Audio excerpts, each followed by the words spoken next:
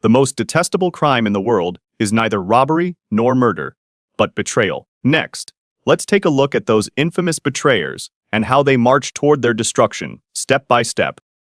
First up is an extremely despicable villain, Robert Ford. He didn't betray his country, but his idol and good brother, the famous Western legend and outlaw in American history, Jesse James. To get his hands on a sky-high bounty, Ford pretended to go to his good brother's house to discuss a grand plan to rob a bank. While Jesse turned around to straighten a crooked picture on the wall, this coward pulled out a gun from behind and shot the boss in the back of the head. He thought that by taking out a major wanted criminal, he would become a national hero. He ran out into the street excitedly, shouting that he had killed Jesse James. But reality slapped him hard in the face. Not only did the common people not thank him, they treated him as a shameless traitor who murdered a folk hero. He and his co-conspirator brother were almost hanged on the spot. Although they later received a pardon, the bounty was heavily discounted, and wherever he went, he was spat upon like a rat crossing the street. He had no choice but to hide his identity and flee to Colorado to open a rundown saloon. Finally, one afternoon 10 years later, a sheriff named Kelly pushed open the saloon doors with a shotgun, smiled and said to him, "Hello, Bob." Before he could even react, 2 shotgun blasts completely shattered his chest. He was only 30 years old when he died, and the sheriff who killed him never explained a single word in the end. This is probably the most perfect interpretation of karma among outlaws. If Ford was just a petty thug, then the next guy is a major figure, Benedict Arnold, a genius general during the American Revolutionary War, George Washington's most trusted right-hand man. But when he was entrusted with the heavy responsibility of garrisoning the fortress at West Point, for a few £1,000s in bounty and his own vanity, he attempted to directly package and sell this extremely critical military stronghold to the British. After the plot was exposed, he packed his bags overnight and fled to the British camp. He even turned around and led troops to slaughter his former compatriots and comrades in arms. Did you think he would get promoted and get rich after going to England? Not at all. The British also looked down on this traitor who could even sell out his own homeland. After the war ended, he was met with cold stares everywhere in England. In his later years, he was destitute and could barely afford to eat. His entire body was riddled with gout and edema, groaning in extreme agony every single day. Right before he died, he suddenly had a crisis of conscience, crying and begging others to dress him in his old American Continental Army uniform. He died, a miserable death, amidst endless remorse and a high fever. There wasn't even a single person to lay flowers at his funeral. It really echoes that saying, being a traitor means you have to bear the karma. Pushing the clock back over 2,000 years, we arrive at the battlefield of the famous 300 Spartans. Spartan King Leonidas led 300 muscular warriors to defend the pass of Thermopylae to the death, blocking the Persian king's army of hundreds of thousands, rendering them unable to advance a single step. Just as they were about to create a military miracle, it turned out that a massive traitor named Ephialtes emerged from the Greek camp. He sneaked over to secretly tip off the Persians, revealing a hidden mountain path that could lead directly behind the Spartans. This not only killed all the Spartan warriors, but also plunged all of Greece into the crisis of national subjugation. The reason he did this was because he thought the Persian king would reward him with a mountain of gold. In the end, the Persians finished fighting, dusted off their hands, and left. No one paid him any attention at all. Instead, everyone in Greece put a bounty on his head across the known world. He lived like a frightened bird, hiding everywhere he could. 10 years later, he was finally sent packing with a single stab from an assassin in his sleep. He didn't earn a single dime and ended up costing him his life. This is the consequence of selling your soul.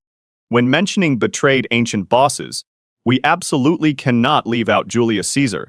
And the core figure in the assassination of Caesar, Brutus, can be said to be the most ungrateful representative in history. Back then, Brutus chose the wrong side in the Civil War. It was Caesar who magnanimously spared his life and treated him as a confidant. But in that shocking murder in the Senate, Brutus joined forces with others and stabbed Caesar 23 times in a row. The moment Caesar fell in a pool of blood, he never expected to see an acquaintance. Brutus thought that by killing a dictator, he would become the hero who saved Rome. It turned out the Roman citizens didn't buy it at all. Caesar's ironclad buddy Mark Antony held up Caesar's blood-stained clothes at the funeral and gave a passionate speech, directly maxing out the anger levels of all the citizens in Rome. Brutus was so terrified, he fled Rome overnight. Finally, in the Battle of Philippi, his forces were completely wiped out by the allied army of Antony and Octavian. With no way out, he hid deep in the mountains, knowing he was finished. In the end, he could only draw his sword and end his own life. He proved with his blood that those who act treacherously will never win the hearts of the people. You might not know the name of this next traitor, but you've definitely seen that classic mask from the movies. Its real-life prototype is Guy Fawkes. This crazy guy attempted to hide tons of gunpowder in the cellar of the House of Lords, planning to blow the English king and the entire top echelon of the country sky high. As a result, because an accomplice wrote an incredibly stupid anonymous letter, the plot was completely exposed at the very last minute. When the police rushed into the cellar, this dude even had the matches. The matches meant to light the fuse were stuffed in his pocket. The punishment for treason under English law at the time was hair-raising. Fawkes suffered horrific torture in prison and confessed his accomplices. On the day of execution, Fawkes was escorted to the gallows. When he climbed to the highest point, to avoid the agonizing drawing and quartering, he used his last ounce of strength to leap off, forcibly breaking his own neck and dying on the spot. Although he used this resolute method to escape the ultimate punishment, his body was still sent all over the country to be put on display, sounding the death knell for anyone else thinking of rebelling. If you think the deaths above weren't miserable enough, then let's take a look at this peerless Bengali general, Mir Jafar. When British colonizers invaded the Indian subcontinent, this general struck a dirty deal in secret with the British, just to be king.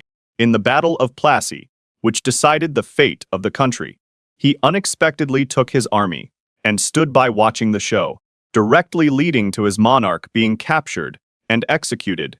He got his wish and sat on the throne, but he quickly discovered that he was nothing more than a puppet. The British frantically looted his wealth, demanding money and land.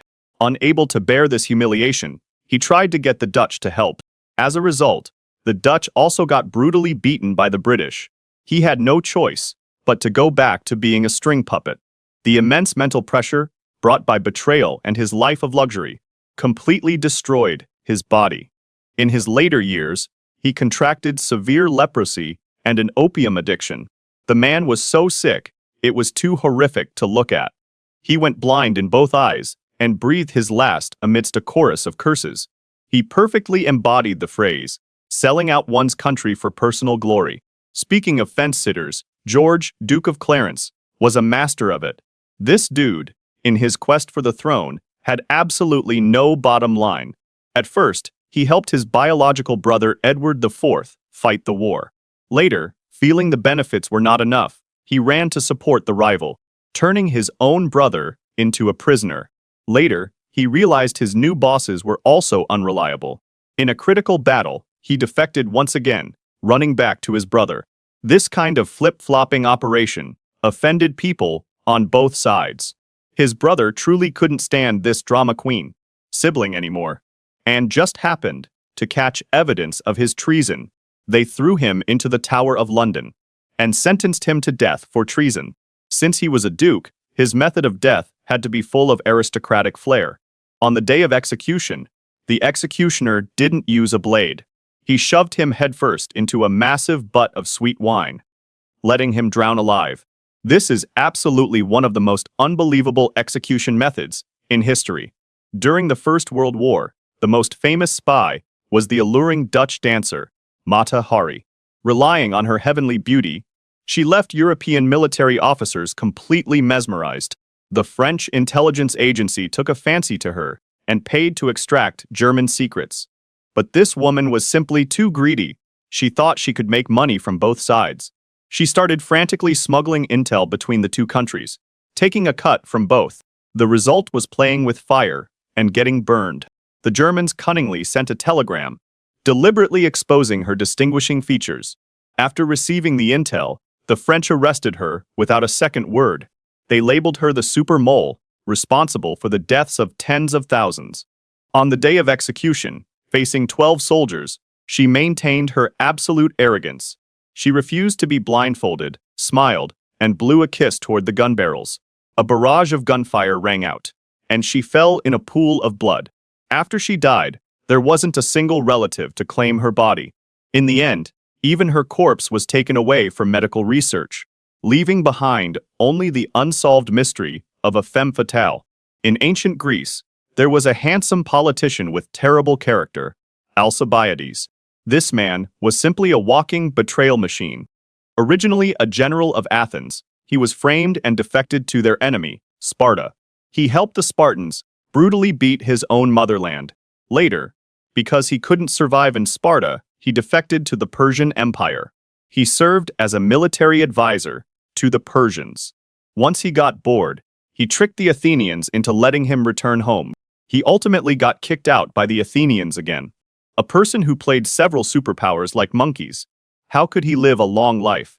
Finally, one night while he was sleeping with his mistress in his Persian mansion, a gang of assassins, those he had screwed over, surrounded the house. They directly set the place on fire. He rushed out of the sea of fire, holding a dagger. Before he could even see his enemies, he was shot dead by a storm of arrows. In Japan's Sengoku period, an earth-shattering betrayal took place. The overlord Oda Nobunaga was resting at Annoji Temple in Kyoto. His most trusted subordinate, Akechi Mitsuhide, launched a terrifying rebellion. His large army surrounded the temple, so tightly not a drop of water could leak out. In despair, Nobunaga had no choice but to set the temple on fire and commit seppuku. Akechi Mitsuhide thought the realm was in the bag, but he underestimated the other warlords. Just a dozen days later, Toyotomi Hideyoshi fought his way back with an army of vengeance. Akechi Mitsuhide's forces were routed. Throwing away their helmets and armor in panic, he never calculated that he would be killed by bandits in the woods. Having ruled for only a brief time, he became a massive joke in history. In modern history, there is a politician who makes people gnash their teeth, Wang Jingwei, a hot-blooded youth who shouted revolutionary slogans in his early years.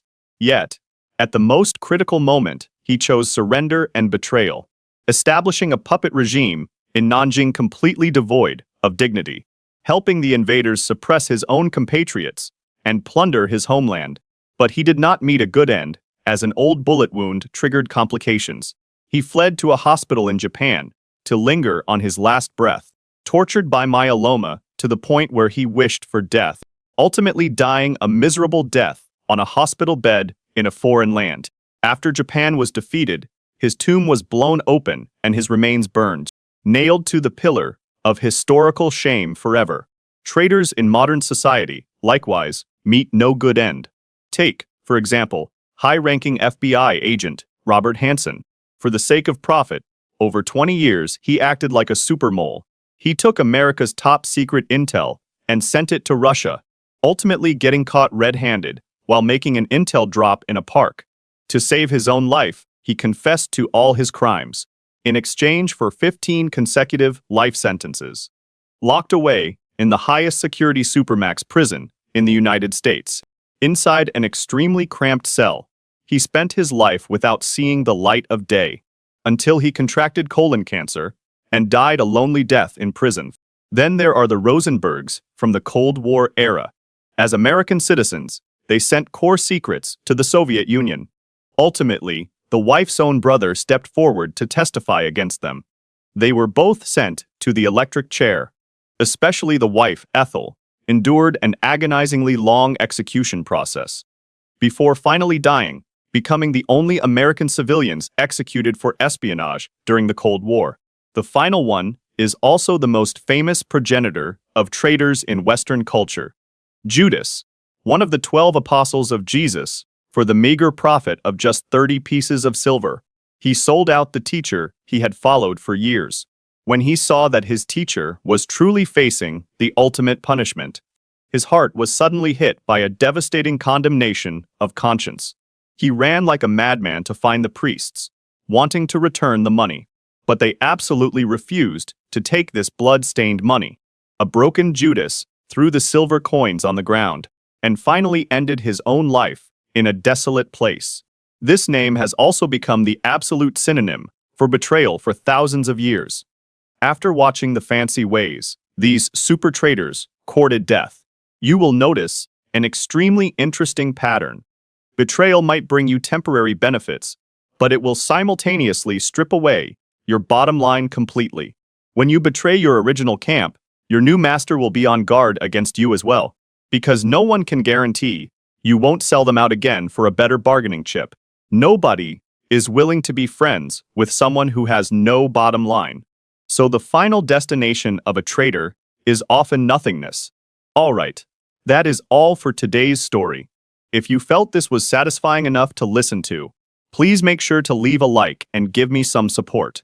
At the same time, don't forget to tell me in the comments. Out of all the traitors mentioned today, whose fate do you think left the deepest impression on you? Or do you know of any other betrayers in history who died in extremely dramatic ways? You're welcome to leave your brilliant insights in the comments section. If you like this kind of historical decoding, be sure to hit that follow button. See you in the next video.